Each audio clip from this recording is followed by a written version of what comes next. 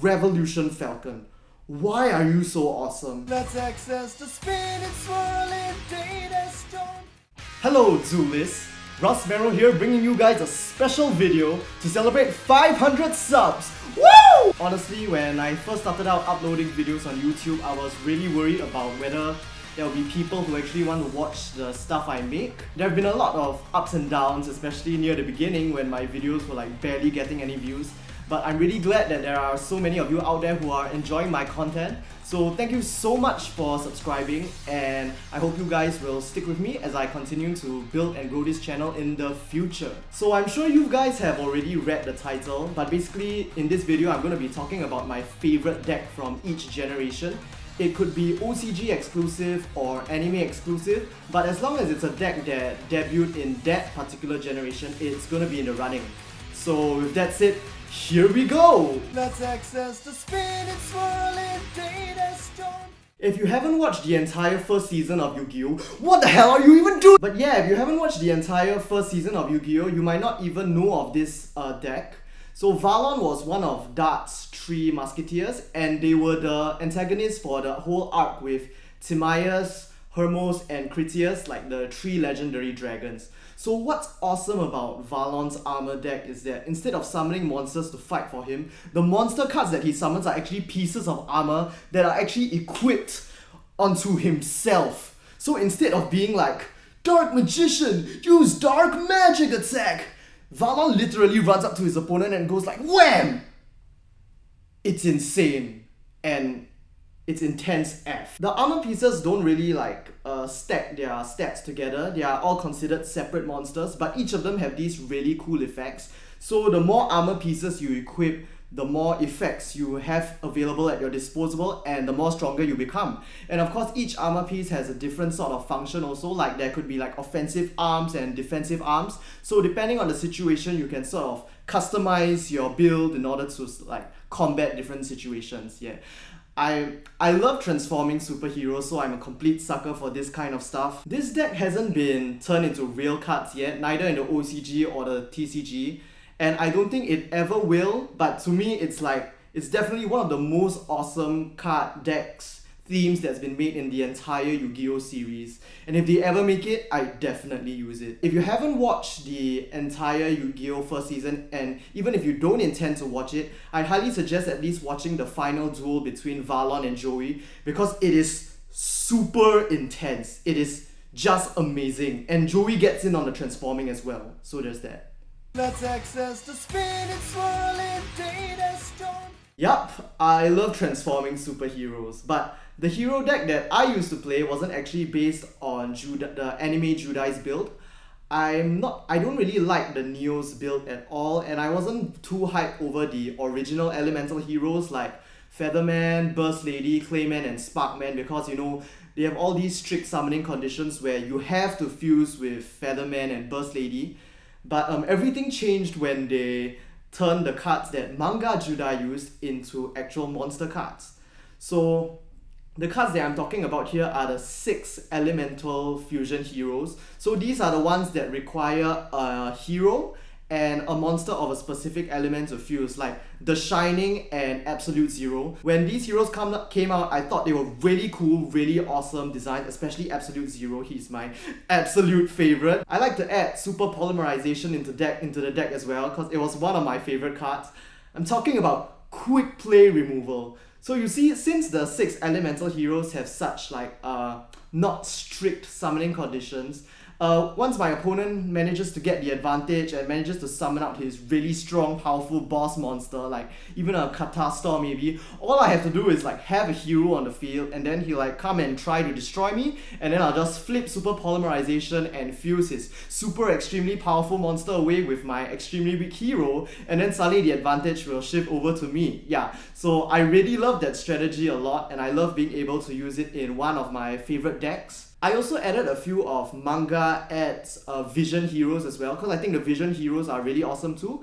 I think my favorite was Vision Hero Trinity, yeah, who's able to attack like 3 times each turn, and I think his attack power can go up to about 5,000 depending on the summoning conditions. It's been quite a while, so I can't really remember his exact effects. So of course, when the masked heroes first came out, I just went complete batshit crazy because I'm a big fan of this Japanese superhero called Kamen Rider, aka Masked Rider. So I definitely added those guys into my deck, but this was in the early parts of the ZEXAL era, so we only had very few masked heroes like Acid and Vapor. And my favorite masked hero back then was Acid, and it was so cool. Like Absolute Zero, when destroyed, would just wipe all the monsters from the field, and Acid, when he hits the field, he just wreck my opponent's spell and trap. So I like love that sort of double combo, double water hero combo. I haven't actually tried the latest masked heroes like, you know, Shadow Mist and Dark Claw, but I've heard and seen a lot about them. A lot. Let's access the spinning, swirling data storm. So back in the 5Ds era, I was playing a lot of Hidden Arsenal. I really loved the idea of like archetypes and theme decks, and it was really awesome where I could just buy this pack where there would just be cards from archetypes inside, and it made making the theme decks for those archetypes really fun, easy, and convenient. I still remember back in the day, I would be like playing Hidden Arsenal decks with all of my friends, and we'll be like swapping decks all over the place, trying out different archetypes. So I had my fair share of like Dragunity, Ice Barrier, what else is there? Genex, Fable, Naturia. I really like Naturia. But out of all of the Hidden Arsenal decks, I guess the one that stuck with me the most, and the one that I would say is my favorite, would be the Jurrac archetype. I mean, come on. Dinosaurs are so cool. And have you seen Jurrac Meteor? Like, literally he's just a meteor that you send crashing into the field and blowing the shit out of everything. And if that isn't amazing, I don't know what is. But to be honest though, I don't have many good memories of playing Jurrac, cause I remember that whenever I use Jurrac, I lose a lot because it wasn't very good compared to the other Hidden Arsenal decks, and I had very bad luck pulling the Jurrac cards I needed from the Hidden Arsenal packs too. So I ended up making my dream Jurrac deck in one of the PSP Tag Force games instead. But in recent years, I think that Konami has actually done a really good job in making super cool recent dinosaur decks like the Dino Mist. I mean, like, dinosaurs are cool, but robot dinosaurs, Dino Mists, and like even the recent Dino Smasher Fury Structure deck also. Oh my god, the monsters in there were like, there's the Smashosaurus X. Yeah, that was so awesome. But yeah, so actually in my mind, Jurracs have actually been blown out of the water already, but looking back at the good old 5Ds Hidden Arsenal days, I would still say it's my most favorite deck from that generation, but just a bit more than Junk and X-Saber. Let's access the spinning, swirling data storm. So moving into the ZEXAL era, this is when I really started getting invested into Yu-Gi-Oh! This is when I was really thinking, alright, I'm gonna become a real Zoolist. So which deck do I pick to be my personal deck? The deck that represents me. The deck of my soul. So I was buying a lot of, this was like just at the beginning of ZEXAL, so like the pack out at the time was like Generation Force, and I was buying a lot of Generation Force packs, and that was when I discovered the wind-ups. Wind-ups are adorable, and they are cool. That's not easy to pull off. Have you seen the wind-ups? Like, oh my god, yeah. First we have stuff like a wind-up Magician, which is like design-wise one of my most favorite Yu-Gi-Oh cards of all time, and they're like super cute on this side. And then on the cool side, we have stuff like wind-up Shark and wind-up Knight with really interesting effects as well. And their gimmick is like so interesting. You have to like flip them and then unflip them in order to wind them up and then allow them to use their effects again. I thought it was really weird, unique, and different compared to like the other archetypes that were available at the time. And that really gave the deck a lot of personality, which is why I was really obsessed with it. And the combos of the deck are so fun to pull off as well, especially like you just combo together with the Shark and the Magician, and it's so fun. Now let's talk about the wind-up Xyz monsters. Giant Mecha Robots. It was the moment that I saw the wind-up Xyz monsters that I realized, dude, Russ, this is your deck. I don't think a lot of people would say Zenmaio is a really good card, but ever since I started playing Yu-Gi-Oh, I've got this like angst. I really hate my opponents having face down spell trap cards. So Zenmayo with its effect is like my spirit animal or like my spirit robot. Wind-ups. Let's access the spinning, swirling data storm.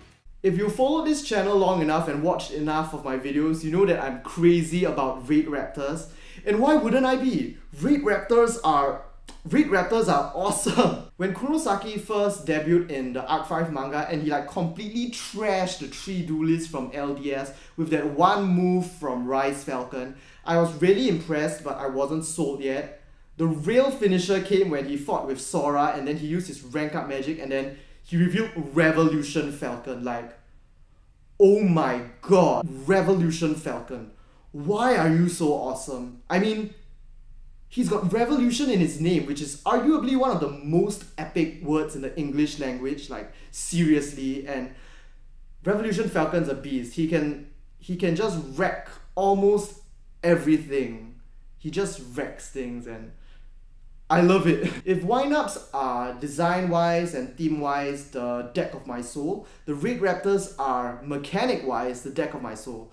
So you see, I'm the kind of Yu-Gi-Oh player who doesn't really like to go on the first offensive or make the first move. I like to sort of accumulate my resources, keep an eye on my opponent's movements, and strike when the time is right. So it's like the playstyle of Raid Raptors is like, to me, it's really the embodiment of that sort of a play style. The spell trap cards, we've got Raid Raptors Readiness, Raptors Gust, and Raid Raptors Nest, which I really love. They are all awesome, good utility cards. All the level 4 Raptors, they have such unique niche effects that can sort of blend in the weirdest ways possible to do all these kinds of strange combos which can be really effective. Like, I especially love Tribute and Impale. Impale Lanius is like, it'll just go on the field and like change the opponent to defense position, and like this effect has saved me like multiple times in so many occasions. Force Strix is a great card. It's like, I really love to like mill my deck of all of my Raptors, get all my Raptors into my hand so that I'm ready to pull off like any crazy combo I want to.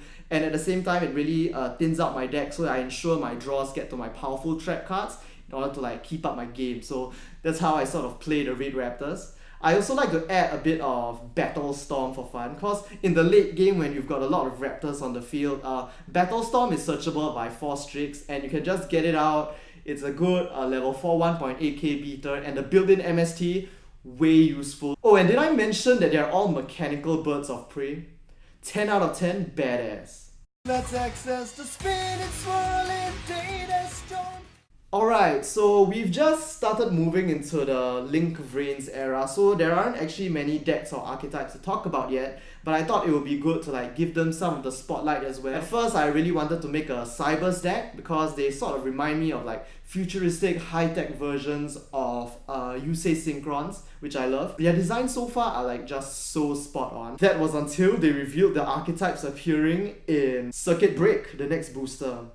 And oh my god, crawlers are legit. Giant mechanical insects that flip and swarm. I mean, have you looked at the Link monsters, the X-crawlers? All of them, including the boss monster Qualiak, look like they are out to like invade and devour the entire human race. And I dig that. And they are also all named after like references to the human nervous system. As a psychology major, I think that's pretty cool. It sort of appeals to my, play style wise, I still don't have much to say yet because I mean the booster hasn't come out yet, so I'll still have to wait for it to come out, but I'm definitely going to give this deck a go. So thank you guys so much for watching this video. Hope you guys had fun watching it. I personally had a lot of fun making it. So if you're one of my 500 subscribers, thank you so much for giving my channel a chance. And I hope that you'll be able to enjoy more of my content in the future. With that said, I'd like to ask a favor from you guys, because I'm always looking for feedback on how I can improve my channel, how I can improve the videos I make them more fun, make them more entertaining, and I think feedback's a really important part of that.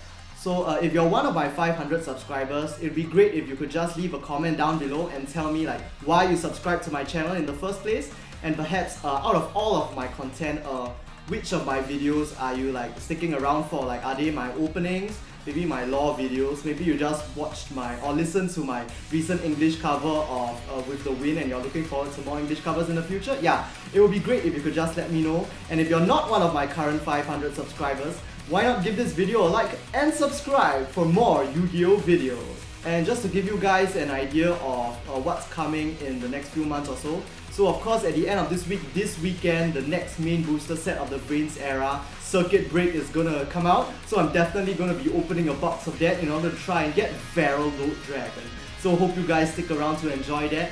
When I uploaded my With the Winds English cover, it received quite a lot of positive feedback, which I'm quite happy about. Thank you guys so much, especially those who commented and liked the video. And someone did request for the Yu-Gi-Oh! VRAINS ending as well. So I'm actually working on an English cover of that too. So look forward to the English version of Believe in Magic by Ryoga. So I guess that's all I have to say. If you guys have any more questions for me or like to know more about me, or maybe if you'd like to see me do more like personal videos like this, feel free to leave a comment down below as well. And I guess that's it. Hope to see you guys in the next Yu-Gi-Oh! Video.